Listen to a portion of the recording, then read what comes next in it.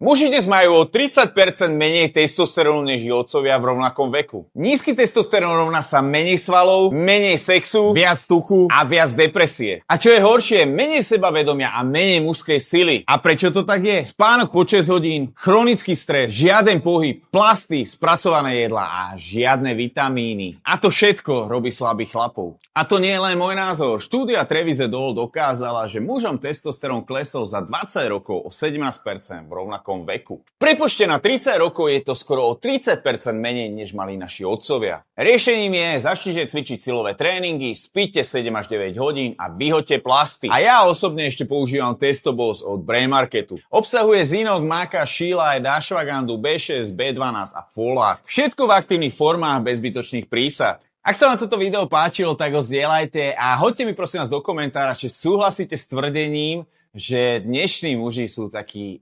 jemnejší, než boli ich otcovia. A ďakujem.